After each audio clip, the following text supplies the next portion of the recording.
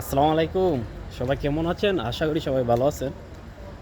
এখন আমরা যাচ্ছি নামাজও, জুম্মা নামাজ পড়ার জন্য যাচ্ছি। অনেকে বলে ইতালিতে মসজিদ নাই। আর আজকে আমি আপনাদেরকে দেখাবো যে ইতালিতেও মসজিদ আছে। ইতালির যে বিভিন্ন প্রবাসী বাংলাদেশিরা আছে, তারা সবাই আপনার জায়গায় জায়গায় বা বিভিন্ন পয়েন্টে পয়েন্টে তারা নিজস্ব খরচায় মসজিদ তৈরি করছে নামাজ আদায় করার জন্য। তো সেই সাথে আমরা নতুন একটা মসজিদ হয়েছে, সেই মসজিদে যাইতেছি নামাজ পড়ার জন্য। এখন নামাজের টাইম অলরেডি হয়ে গেছে প্রায়। আর এখানে নামাজ হচ্ছে আপনার 2টা বাজে নামাজ পড়ায়।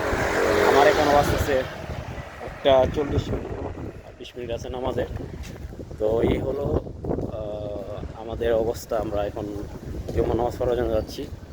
আর ইতালিতে যারা যারা কাজ করে, অনেক ধরনের বিভিন্ন রেস্টুরেন্টে কাজ করে।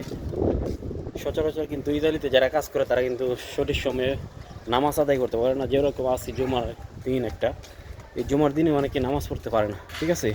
তো আলহামদুলিল্লাহ জুমার দিনও নামাজ পড়ার সুযোগ পাই।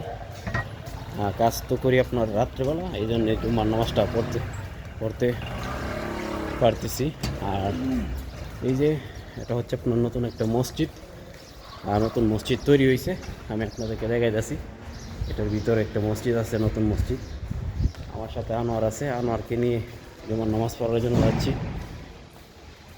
মসজিদটা কিছুদিন আগে উদ্বোধন করা হয়েছে। এই যে এটা হচ্ছে মসজিদ। তো আশা করি সবাই বুঝতে পারছেন। ইতালিতেও কিন্তু বিভিন্ন জায়গায় বিভিন্ন প্রবাসীরা নিজের টাকায় বা নিজের খরচায় নিজ উদ্যোগে এরকমভাবে মসজিদ তৈরি করে।